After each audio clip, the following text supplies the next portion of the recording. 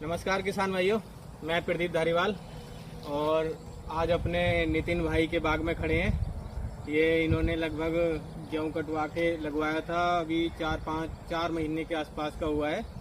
और ये आप पौधा देखो, बाग देखो पौधा की क्या कंडीशन इसकी। 4 महीने के लगभग हो गए, आज सितंबर चल रहा है।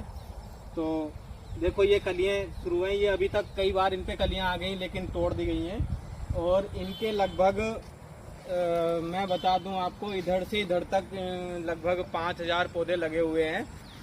और 5000 पौधों में एक भी पौधा ऐसा नहीं है जो छोटा रह गया हो या सूख गया हो या बेकार हो गया हो।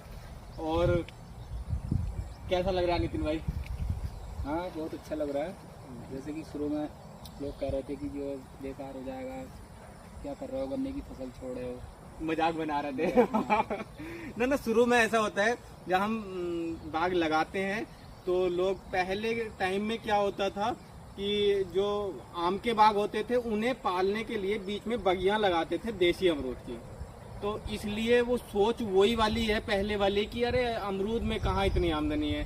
तो ऐसा नहीं है, अब अमरूद का ऐसा सिस्टम आ गया है, इतने अच्छे अच्छे वेराइटियाँ आ गई हैं कि ये आम का पूरे साल का और इसका 3 महीने की एक फसल वो इससे ज़्यादा बैठ जाती है आम से। तो अब ऐसा नहीं है कि आम को पालने के लिए बहुत अच्छी वैरायटियाँ है। और ये देखो आप, अभी इतने काफ़ी कम टाइम हुआ है, इसके अंदर ये मूंग उड़द होता है हमारा 5.25 महीने हुए हैं अभी। हाँ, दाल वाला। तो हाँ, और आगे आ जाओ भाई। और नितिन भाई अब बताओ, कुछ और कहना चाह रहा हो तो कैसा लग रहा है?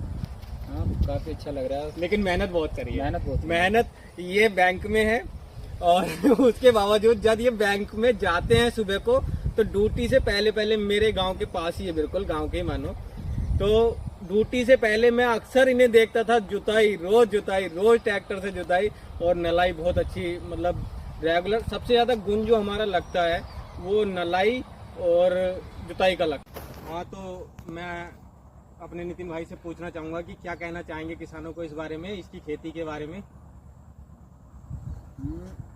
जैसे कि मैंने सुना है कि भाई अमरूद की अब बहुत डिमांड है, तो मैंने यही सोचा कि भाई अमरूद का बाग और आम का बाग लगाया जाए, जिसके साथ साथ दोनों, आम का बाग भी पल जाएगा, अमरूद की से फसल भी मिलती रहेगी।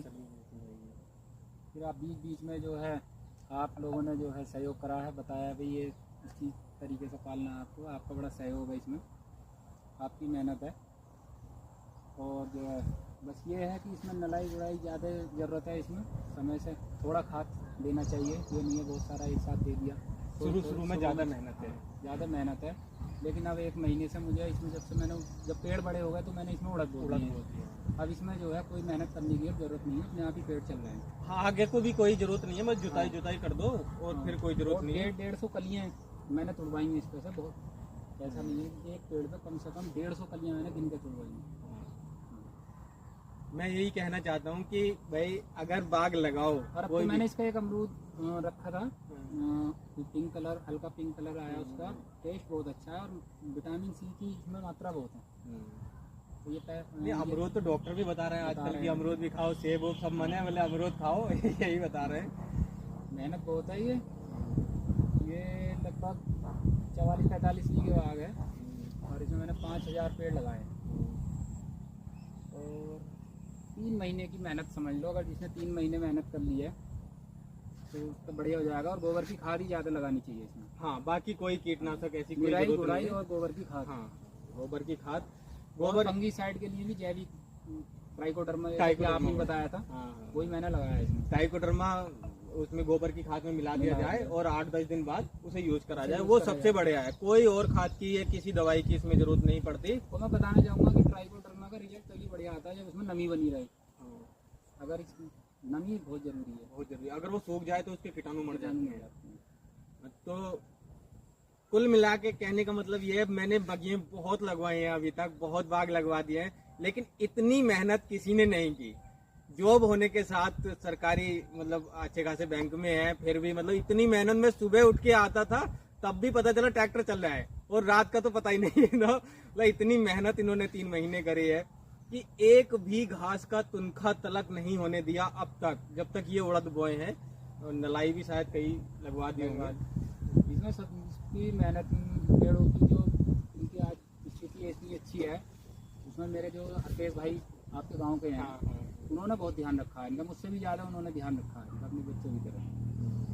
बाघ तो पहले टाइम से सुनते आए हैं कि बाघ तो बच्चों की तरह पलता है, लेकिन इसमें ज्यादा दिन की मेहनत नहीं है। जिसने शुरू के 3-4 महीने मेहनत कर ली वो आराम से, जब तक इसकी लाइफ है 12 साल, वो आराम से रहेगा, फिर कोई झंझट नहीं। अब अगर इसमें घास हो भी जाती है, देखो कितने बड़े बड़े ये हमारे उड़द खड़े हैं, तो अब इनका कुछ नहीं बिगड़ेगा।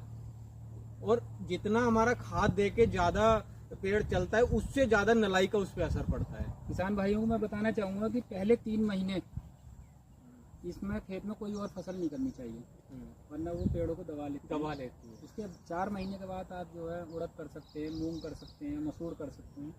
ऐसी तिलहनी फसलें जिससे हमें नाइट्रोजन, इनकी जड़ें नाइट्रोजन देती हैं, इनके पत्ते का खाद उड़द इसमें लगाए हैं, इनकी ग्रोथ जो है 1-1 फीट कम से कम बढ़ गई है। उड़द मूंग हुआ, ये तो बहुत, और घास नहीं होती, खरपतवार नहीं होने की बिल्कुल भी।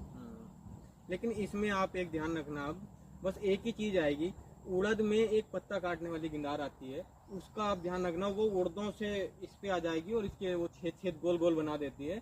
बस बाकी तो इसमें कोई झंझट नहीं है किसी दवाई का, उसमें भी आप कोई दवाई लगाने की जरूरत नहीं है। नीम का तेल लाएं और स्प्रे मार दें। जो हम ऑर्गेनिक अगर करना चाहें, शुरू से अगर ऑर्गेनिक लेके चलें, तो उसका हमारा जो फल होगा वो मतलब उसका दुगना रेट मिलेगा मार्केट से। हाँ, तो मैंने गोबर का ही खाद यूज करा है इसमें। दवाइयाँ, गोबर का खाद और उसका पानी बनाकर उसका स्प्रे किया, जिसे वो बर्मीवास बोलते हैं, वो बढ़िया है, सबसे बढ़िया है। मैं किसान भाइयों को कहना चाहूंगा कि अगर वो भी बाग कर रहे हैं तो कोशिश करें कि ऑर्गेनिक करें।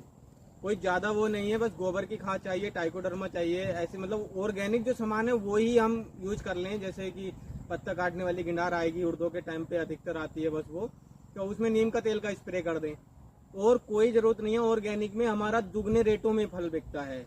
जो ग्रुप बने हुए हैं ऑर्गेनिक वाले, वो यहाँ से तोड़ के लेके जाएंगे दुगने रेटों में मार्केट से। तो किसान भाइयों को और कुछ कहना चाहोगे? हाँ, थोड़ा सा यही है कि गन्ने की फसल जैसे हम लोग करते हैं उसमें जो है मेहनत भी ज़्यादा है और हमें पैसा भी जो है समय से नहीं मिलता। तो इससे ये है कि अगर हम मार्केट के ऊपर बात है, आपके खेत से भी लोग अमरूद ले जा रहे हैं, मैंने पास में देखा है, और नगद पैसे मिलते हैं।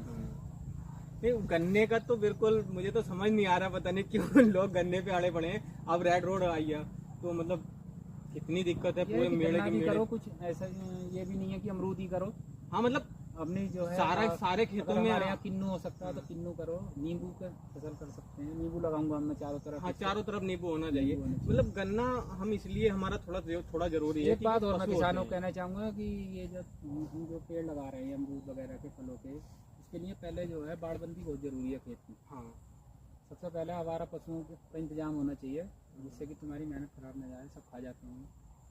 पहले तो तारबंदी बहुत जरूरी है। तारबंदी होने के बाद ही इसे लगाएं। हालांकि महिया नील गाय जो होती है वो इसे कम और आम की कोपल ज्यादा खाती है, पर फिर भी अगर वो आएगी खेत में तो तोड़ेगी, कुछ खाएगी भी। अगर वो आम भी नहीं मिलेगा तो कुछ खाएगी भी, ऐसा नहीं है। तो गन्ना लगाओ जरूर थोड़ा बहुत, वो हमारे पशु हैं, हमारी मजबूरी है कि उन्हें चारा भी चाहिए, पत्ती भी चाहिए सर्दियों में, तो उनके लिए गन्ना होता है। लेकिन हर इंसान 5 बीघे तो लगा सकता है। जिसके पास 20 बीघे जमीन है, 5 बीघे लगा ले कम से कम। उससे क्या होता है, इसका रेगुलर हमारा पैसा मिलता रहता है। अब अगर हम गन्ने पर ही रहें तो अब जैसे रेड रोग आ गया है तो उसमें पूरा खेत के खेत सूख रहे हैं, तो हमारी मतलब सारे खर्चे गन्ने पर ही निर्भर होते हैं, बच्चों की पढ़ाई वगैरह वगैरह बहुत सारे, तो उसमें ठीक नहीं है। मतलब साइड भी होना चाहिए कुछ ना कुछ। तो और कुछ नितिन भाई? धन्यवाद आपका। तो आओ बाग दिखा दें इन्हें। और ठीक है, तो बीच में आम भी लगाया है, चौसा वैरायटी है। हाँ, ये चौसा वैरायटी है।